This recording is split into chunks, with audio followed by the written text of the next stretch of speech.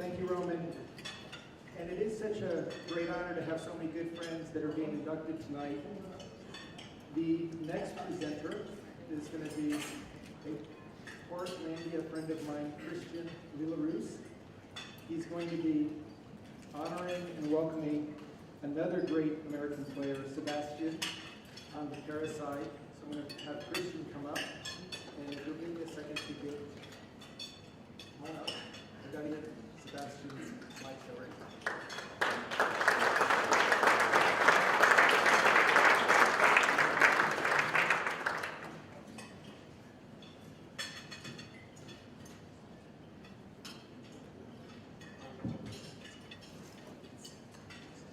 Well, honorable Hall of Fame, inductees, guests, and friends, it's an honor to me today to present the Hall of Fame Award to a warrior.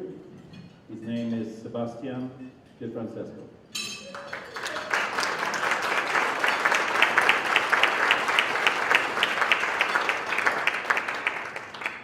I choose that word, warrior, very carefully. And Sebastian is a very special person. I started the coaching personally in 1985. I've only known him since then, for the last 36 years. But a lot of things happened in his life before that. He is a Green Beret. He's a parachuter. He's a hero. And we've seen movies, 4th of July. We've seen movies like Platoon, Rambo. That's Sebastian they make movies about. And he's a tough guy. I know it firsthand.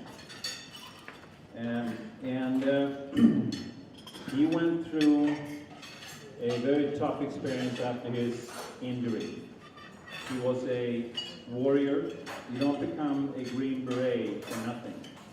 The training is unbelievable. I have a little bit of military experience myself. I'm a lieutenant in the Swedish Army, but that's like nothing compared to the US Army. But the training to get the Green Beret is unbelievable. So he had that as a base. And then he got injured in the Vietnam War. The person that saved his life died. He was staying in room 244 for 2.5 years, recuperating. Had a lot of interesting friends. He wrote an article, Dying to Live. And I encourage everybody to read that. It's a fantastic story. But I only have 10 minutes, so I cannot talk so much about it.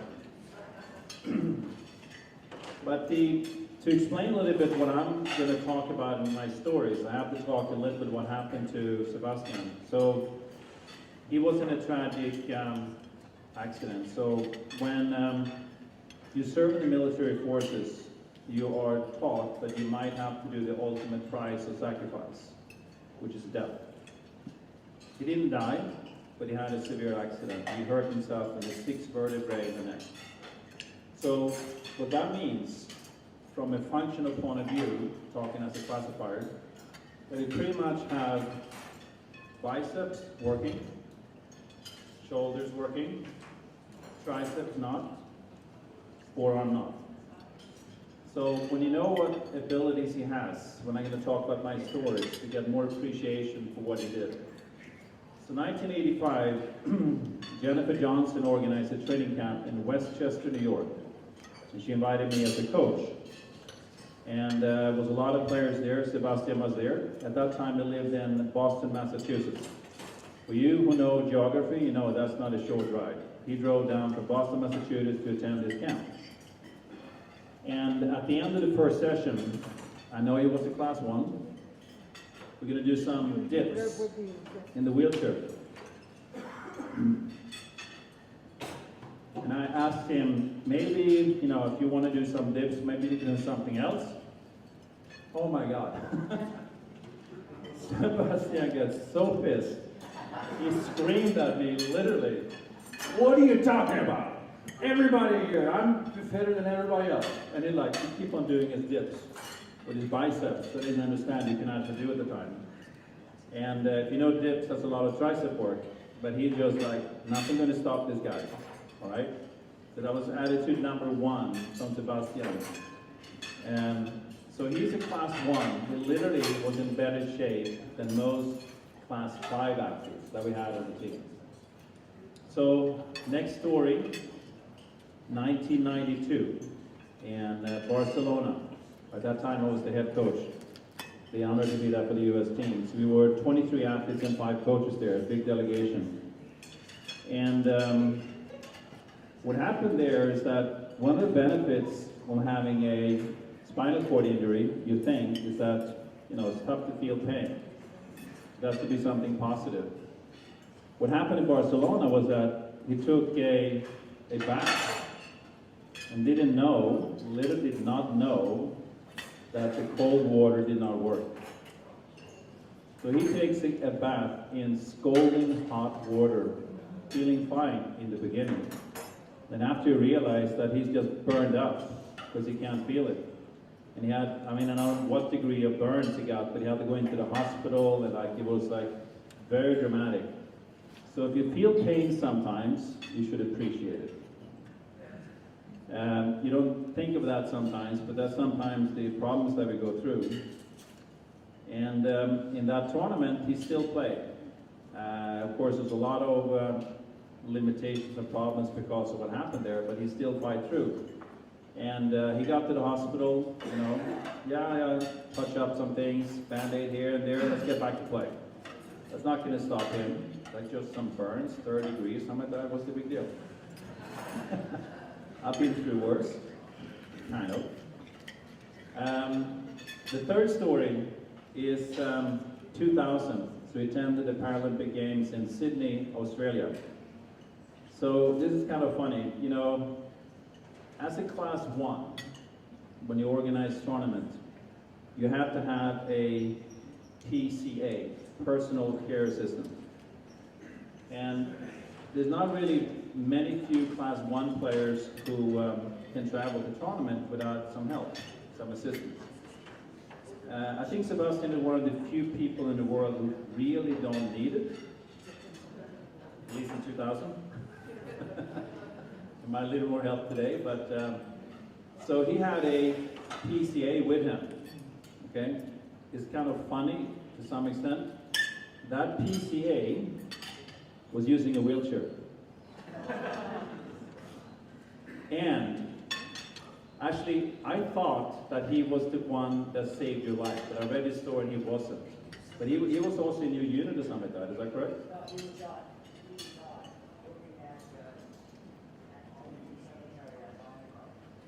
Okay, he was an honor guard. Okay, he was an honor guard. He's also a military veteran. But he was in a wheelchair, right? When Sebastian had to leave the plane getting into Australia, right? He needs some help. He cannot necessarily walk. So he had to be carried off the plane. This military guy, sitting in a wheelchair, magically stands up, red in his face, carries Sebastian out of the plane. He's not supposed to be able to do that, but it's like military guys, they can do it somehow. And it was another sign of enormous willpower and bravery to be able to do it. Even you sit in a wheelchair, you're standing up and carry Sebastian out of the plane. Unbelievable.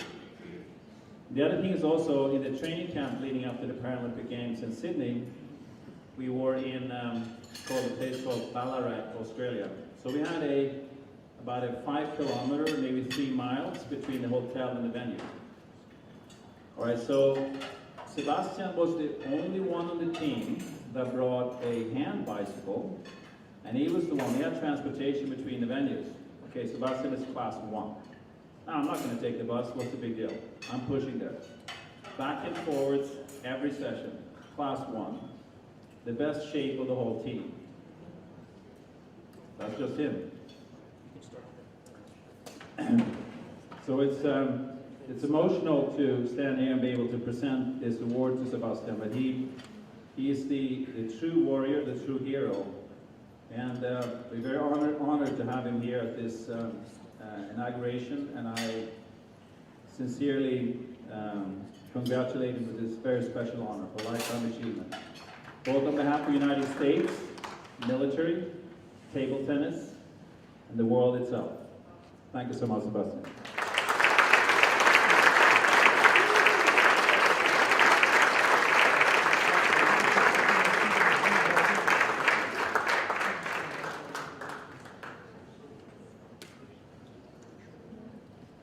Thanks very much, Kristen. I really appreciate that. No, I'm just joking. Everything you said is partially true. I would drive 3 hours every 3 times a week to go to New York from Boston and drive back home. And play. I push 5 miles. I play for 4 hours and then I drive back home to Boston and relax and sleep. So I have so many people to thank. It's been such a long career and such a great career. I really want to thank all my coaches, and there's many of them. They started out at VA and they ended up in Fremont, California. So I picked a whole gamut of coaches from all over the country and all over the world. But I really want to focus on one thing tonight, is that I miss a lot of people I was on teams with, and I'd like to honor them tonight by dedicating this award to them. Mike Dempsey, Peter Zarver,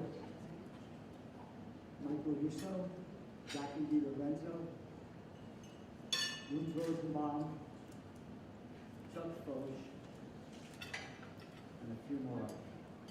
I also like to dedicate it to Patrick Davis, who saved my life that day and gave me the opportunity to be here to play table tennis. As an American veteran, as a soldier, and as a person who really loves his country a lot. I'd like to thank my family, and like Roman said, your wife, my wife, and everybody says this, but to me, she's the best woman in the world. She's amazing. She saved my life so many times, being by my side. I had a liver transplant too, 15 years ago. I had to survive all that. And she was there right by my side with my children, Alicia, Anna, Emily, my son-in-law, Amr, my nieces, Nicole, my sister-in-law, Allison, Audrey. In the background is my sister, Emily, Ray, my brother-in-law, my 2 nieces, Olivia and Victoria, my other nephew, Jonathan, the only one, all women in our family. Little world, I tell you. And my sister, Debbie. And I have a brother at home and a sister at home also. My brother and sister. They've been such great supporters of me all my career and all my life. They're amazing. What a group of family I have. I'm very special and very proud of them. I love them all so very much. Thank you all very much.